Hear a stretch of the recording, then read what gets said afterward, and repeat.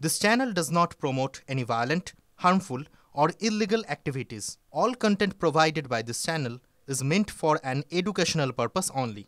নমস্কার, দেখছেন টিভি9 বাংলা। এখন সময় ঠিক দুপুর 1:30 মানে সময় এখন দুপুরের সুপার প্রাইম টাইমের বেশ কিছু গুরুত্বপূর্ণ খবর লেটেস্ট আপডেটের সঙ্গে আপনাদেরকে দেব। স্টুডিও থেকে আপনাদের সঙ্গে রয়েছে আমি তন্নিষ্ঠা, আমার সঙ্গে রয়েছে সম্প্রীতি এবং আমাদের সঙ্গে রয়েছে শর্মিষ্ঠা। আর সবার প্রথমেই আমরা প্রদেশ কংগ্রেস কার্যালয়ের দিকে নজর রাখবো, কারণ বিহারের আঁচ এখানে এসে পৌঁছলো, খাস কলকাতা এসে পৌঁছলো। বিহারে যে রাহুল গান্ধীকে সম্বোধন জানানোর যে মঞ্চ ছিল সেখান থেকে, স্বাগত জানানোর মঞ্চ থেকে, সেখান থেকে প্রধানমন্ত্রী নরেন্দ্র মোদীর মাকে কুকথা বলা হয়েছে। এই অভিযোগে আজকে বিধান ভবনের সামনে রীতিমতো বিজেপি নেতৃত্বের ক্ষোভ, বিক্ষোভ, প্রতিবাদ এবং সেখানে ফেস্টুন ছিঁড়ে ফেলা হয়, জ্বালিয়ে দেওয়া হয়। ঠিক কি পরিস্থিতি তৈরি হয়েছিল কিছুক্ষণ আগে প্রদেশ কংগ্রেস কার্যালয়ের সামনে তুলে ধরেছেন আমার সহকর্মী সুমন। বিজেপি নেতা রাকেশ সিং তিনি এসে কংগ্রেসের পার্টি অফিসের সামনে কিন্তু এভাবেই রাহুল গান্ধীর যে পোস্টার ছিল সেই পোস্টারে কালিমা লিপ্ত করেছেন, কালি লাগিয়েছেন। সেই পোস্টারের একটা অংশ আমরা দেখতে পাচ্ছি ছেঁড়া হয়ে পড়ে রয়েছে এবং কলকাতা পুলিশের তরফ থেকে কিন্তু ইতিমধ্যেই পুরো জায়গাটিকে কর্ডন করে দেওয়া হয়েছে। এবং আরো একবার ছবিটা দেখাবো যে রাহুল গান্ধী তার মুখে কালি লাগানো হয়েছে। মূলত যেটা তার ফেসবুক লাইভে দেখা যাচ্ছে যে বিজেপি নেতা রাকেশ সিং তিনি কিন্তু আসেন এবং আসার পর বিহারের দরভঙ্গায় সেখানে আরজেডি এবং কংগ্রেসের যে যৌথ মঞ্চ ছিল সেখান থেকে প্রধানমন্ত্রী নরেন্দ্র মোদী এবং তার মায়ের উদ্দেশ্যে কটু কথা বলা হয়েছে। এই অভিযোগেই কিন্তু এভাবে কংগ্রেস অফিসে এসে রীতিমতো কালি লাগানো হয়েছে রাহুল গান্ধীর মুখে। তার সাথে সাথে কংগ্রেস অফিসের এই যে পোস্টারগুলো ছিঁড়ে ফেলা হয়েছে, অগ্নিসংযোগের ঘটনাও কিন্তু ঘটেছে।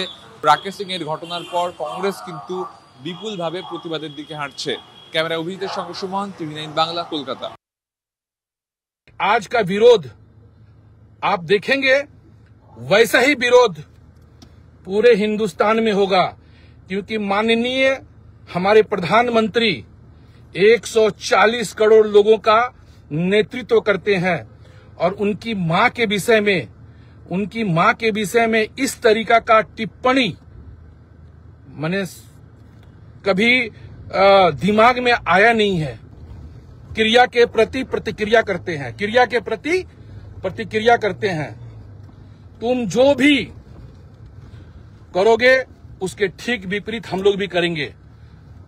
वो दिन दूर है कि आप हमको एक गाल पे थप्पड़ मार दिए और हम आपको दूसरा गाल बढ़ा दिए।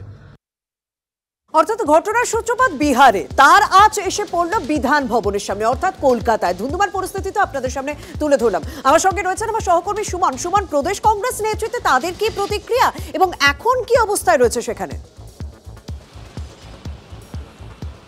দেখো, একেবারেই তোমাকে প্রথমে ছবিটা দেখাবো। তুমি আমার পেছনে দেখতে পাচ্ছ রাহুল গান্ধীর যে হোর্ডিং ছিল তাতে কালি লাগানো হয়েছে। বিজেপি নেতা রাকেশ সিং তিনি এসে কালি লাগিয়ে দেন। কলকাতা পুলিশ ইতিমধ্যেই তদন্ত শুরু করেছে এবং তুমি দেখতে পাচ্ছ এই জায়গাটাকে ঘিরে ফেলা হয়েছে। যারা সেই সময় এখানে উপস্থিত ছিলেন তাদের সঙ্গে আগে কথা বলবো, তারপর তোমাকে ভেতরের ছবিটা দেখাবো। কি হয়েছিল তখন? দেখুন, আমরা এখানে জাতীয় কংগ্রেস কার্যালয়ে আমি এবং কংগ্রেস লিডার তুষার অধিকারী আমরা দুজন বসে এখানে কথা বলছিলাম। আচমকা তারা এসে আমাদের কংগ্রেস কার্যালয়ে হামলা চালায় এবং আমাদের নেতাদের ছবি ভাঙচুর করে এবং তারা রাহুল গান্ধীর নামে অকথ্য ভাষায় স্লোগান দেওয়া শুরু করে এবং তারপরেই তারা এখানে এসে আরও আমাদের ছেলেদের উপরে লাঠির আঘাত দিচ্ছিল। তারপরে আমাদের জাতীয় কংগ্রেসের প্রত্যেক লোক এসে সেখানে রুখে দাঁড়িয়েছে এবং আমরা সংখ্যায় কম ছিলাম। তাদের বলতে চাই, যদি ক্ষমতা থাকে তাহলে আপনারা আসুন। জাতীয় কংগ্রেস রাকেশ সিং যে এখানে এসে জাতীয় কংগ্রেস কার্যালয়ে হামলা চালিয়েছে, এখানে শুধুমাত্র আমরা কয়েকজন জাতীয় কংগ্রেস কর্মী এবং ছাত্র পরিষদের কর্মীরা উপস্থিত ছিলাম। আমাদের কংগ্রেসের কোনো নেতৃত্বরা এখানে তখন উপস্থিত ছিল না। এবং সেই সময় কি ছবিটা হয়েছে সেটা আমরা এবার দেখবো। ভেতরের দিকে যদি আমরা যাই প্রদেশ কংগ্রেস অফিসে, তাহলে আমরা ঢুকলেই দেখতে পারবো যে একটা জায়গায় কিন্তু এইভাবে টায়ার জ্বালিয়ে ফেলে রাখা রয়েছে। অগ্নিসংযোগের ঘটনা যেখানে ঘটেছিল, আমি দেখাতে বলবো আমার ক্যামেরা বন্ধু অভিজিৎকে যে দেখো, তুমি এখনো দেখতে পাবে এখানে টায়ার জ্বালিয়ে ফেলে রাখা হয়েছে। অন্যদিকে ভেতরেও কিন্তু ভাঙচুর চালানো হয়েছে, তেমনটাই অভিযোগ। এখানে মল্লিকার্জুন খাড়গের ছবি রয়েছে, সেই মল্লিকার্জুন খাড়গের ছবিতেও কিন্তু এইভাবে কালি লাগিয়ে দেওয়া হয়েছে। তার সাথে সাথে সোনিয়া গান্ধীর যে হোর্ডিং পোস্টার ছিল সেটাকেও সম্পূর্ণ ছিঁড়ে ফেলা হয়েছে। এভাবে পরপর রাহুল গান্ধী, সোনিয়া গান্ধীর যে হোর্ডিং পোস্টার ছিল সেগুলোকে কিন্তু ছিঁড়ে ফেলা হয়েছে এবং কংগ্রেস নেতৃত্ব তারা কিন্তু এখানে এসেছেন এবং এসে তারা জমায়েত করেছেন। আমি তাদের সাথেও একদম আস্তে আস্তে কংগ্রেস নেতৃত্ব সেখানে যাচ্ছেন, তারা জমা হচ্ছেন সেখানে।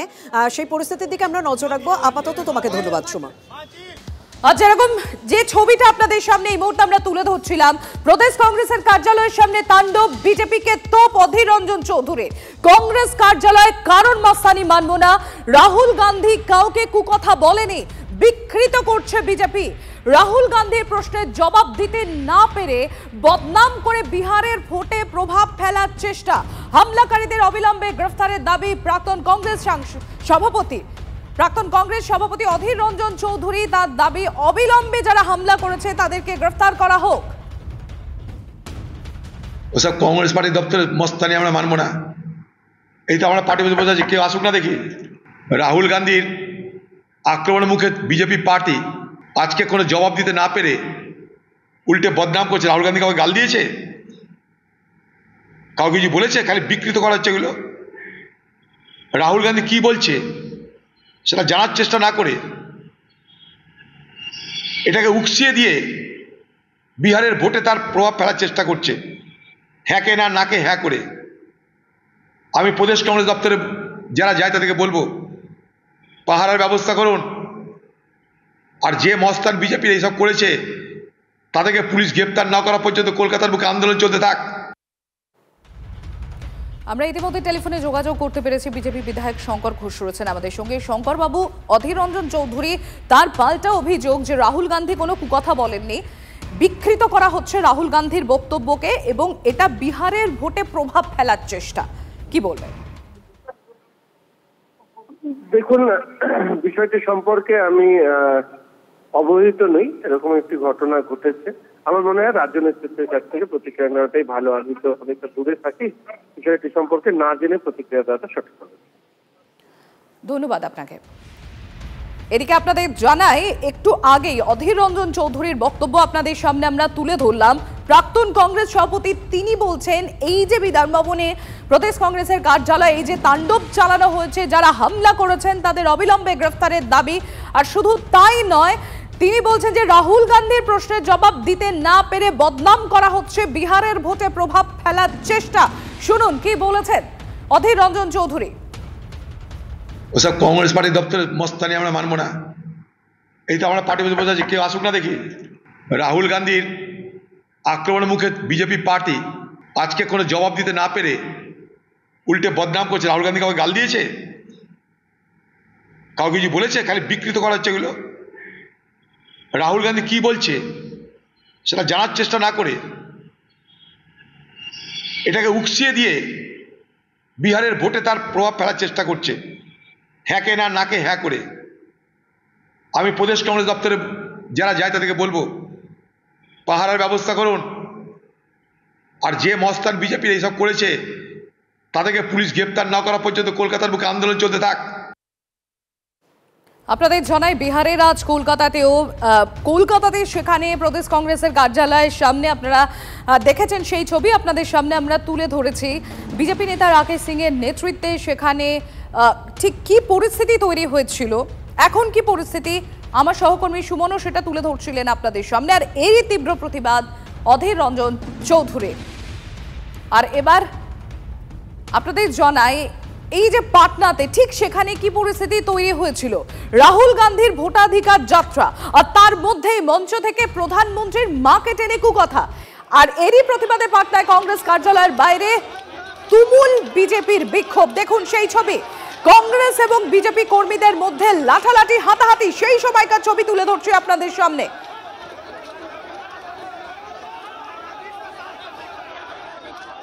ये जो चुनावी महासंग्राम है, ये महासमर, ये कांग्रेस मुख्यालय सदाकत आश्रम के पास हम खड़े हैं और ये कुरुक्षेत्र बना हुआ है। ये जो दरवाजा है, ये दरवाजा टूट गया था, अंदर पहुंचे थे बीजेपी के कार्यकर्ता। सामने आप देखिए जो अंदर गाड़ियां लगी हुई हैं, उन गाड़ियों के शीशे टूट गए, अंदर पत्थर चला, अंदर से भी पत्थर चला, अंदर ये जो ईंट के टुकड़े रखे हुए हैं ये भी अंदर से ईंटा फेंक के मारा, गेट तोड़ चले गए। ये देखिए गाड़ी का शीशा टूट गया। बीजेपी के कार्यकर्ता अंदर तक पहुंच गए थे और कांग्रेस के कार्यकर्ता यहाँ दिखाई दिखला रहे हैं कि कैसे इनको चोटें आई हैं। हालांकि अंदर से भी ईंटें फेंकी गई। देखिए जिस झंडे को लेकर के पूरी लड़ाई है वो झंडा कैसे धूल दूसरित है। आप देखें चाहे बीजेपी का झंडा हो या कांग्रेस का झंडा हो, क्योंकि चिंता झंडे की नहीं है, चिंता हुई झंडे में लगे हुए डंडे की। झंडा पीछे चला गया, डंडा सामने आ गया और उसके बाद से देखिए कैसे अभी भी यहाँ पर संग्राम मचा हुआ है। बीजेपी के कार्यकर्ता, ये जो सामने गेट है आप ऊपर देखिए, ये सदाकत आश्रम बिहार प्रदेश कांग्रेस कमेटी का ये जो मुख्यालय है, ये जो सामने गेट है, ये गेट पूरी तरह से टूट गया और गेट तोड़ने के बाद से बीजेपी के कार्यकर्ता वो कह रहे हैं कि आपने गुंडागर्दी की। गुंडागर्दी नहीं किए, हम लोग गाली देने के खिलाफ शांतिपूर्ण पैदल मार्च निकाल रहे थे। क्या शांतिपूर्ण पैदल मार्च निकालना गलत है? और मीडिया के माध्यम से, फेसबुक के माध्यम से गाली मिलाओ, गाली के जवाब गाली से नहीं होता। हम लोग 2 महीना के बाद मतदान से जवाब उसका देंगे। मरी पत्थरबाजी किए हैं, देखिए चोट लगा है, देखिए चोट लगी है। ये कह रहे हैं कि मतदान से लोग जवाब देंगे 2 महीने बाद, लेकिन उसके पहले चुनाव को कहा जाता है कि चुनावी संग्राम, लेकिन ये संग्राम से पहले ये महासंग्राम, महासमर और ये पूरी तरह से यहाँ पर महाभारत। अंदर जब बीजेपी के कार्यकर्ता यहाँ पहुंचे तो पहले से यहाँ पर झंडा लिए कांग्रेस के कार्यकर्ता यहाँ पर मौजूद थे प्रतिकार करने के लिए, लिहाजा दोनों के बीच में क्लैश हुआ। दोनों के बीच में पहले लगभग 10 मिनट तक एक दूसरे के ऊपर झंडा लगे हुए डंडे से एक दूसरे के ऊपर प्रहार हुआ।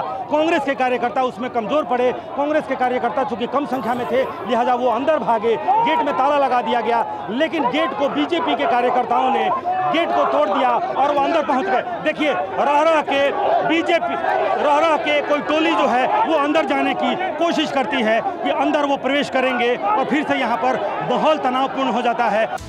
দেখলেন কিভাবে পাটনায় রণক্ষেত্র পরিস্থিতি তৈরি হয়েছিল বিজেপির প্রতিবাদ বিক্ষোভকে কেন্দ্র করে, একেবারে ধুন্ধুমার পরিস্থিতি, যার কিছুটা আজ আমরা কলকাতা দেখলাম। এদিকে প্রধানমন্ত্রী নরেন্দ্র মোদীর মাকে টেনে যে কুকথা বলার অভিযোগ উঠছে তার জন্য আজ অসমের মঞ্চ থেকে তোপ দাগলেন কেন্দ্রীয় স্বরাষ্ট্রমন্ত্রী অমিত শাহ। তিনি বলেছেন রাহুল গান্ধীর গোটা দেশের মানুষের কাছে ক্ষমা চাওয়া উচিত। कांग्रेस के नेता राहुल गांधी ने जिस प्रकार से घृणा और तिरस्कार की नकारात्मक राजनीति की शुरुआत की है,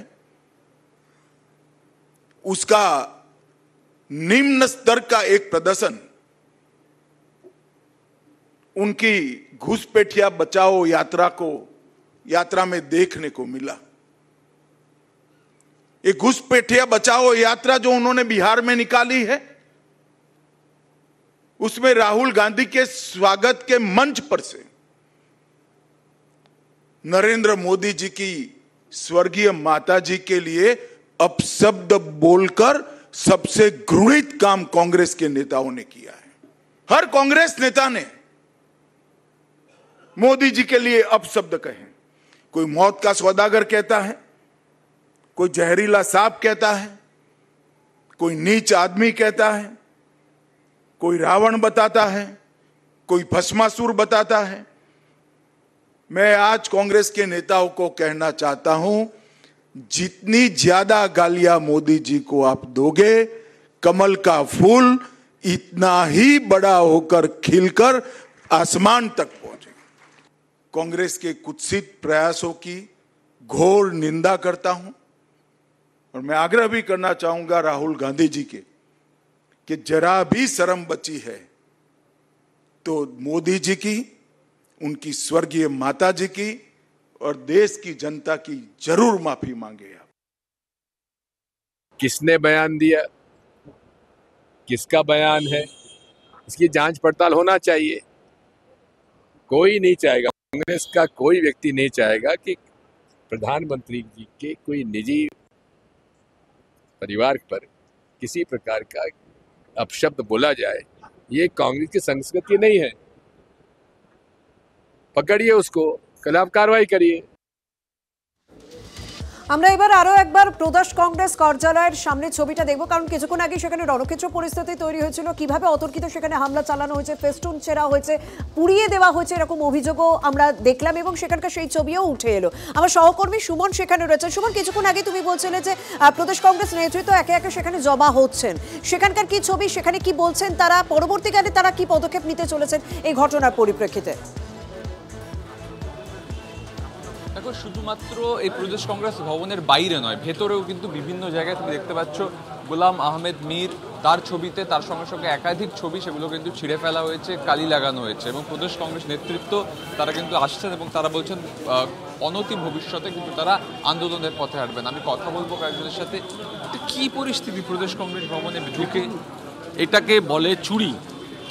রাতের অন্ধকারে চোর যেমন চুরি করতে যায়, তেমনি আর একটা পলিটিক্যাল পার্টির গুন্ডারা যখন কেউ ছিল না, কেয়ারটেকার ছাড়া প্রদেশ কংগ্রেস অফিসে কেউ ছিল না, সেই সময় তালা ভেঙে, গেট ভেঙে ওরা ভেতরে ঢুকে অগ্নিসংযোগ করে টায়ার জ্বালিয়ে কংগ্রেসের পতাকা পুড়িয়েছে, ফ্লেক্স পুড়িয়েছে, রাহুল গান্ধীর মুখে, খারগেজির মুখে এবং মীর সাহেবের মুখে, শুভঙ্কর সরকার প্রদেশ কংগ্রেস সভাপতি মুখে কালি লাগিয়ে সেই ফেস্টুনগুলো পুড়িয়েছে। আমাদের বক্তব্য একটা পরিষ্কার, ভোট চোর গাদি চোর। এটা সারা দেশে অর্থাৎ তারা বলছে যে অতর্কিত হামলা করা হয়েছে এবং রীতিমতো বাইরে ভাঙচুর ছেড়া হয়েছে ফেস্টুন, এবং প্রদেশ কংগ্রেস কার্যালয় ভিতরেও ভাঙচুর করা হয়েছে। আপাতত তোমাকে ধন্যবাদ সুমন।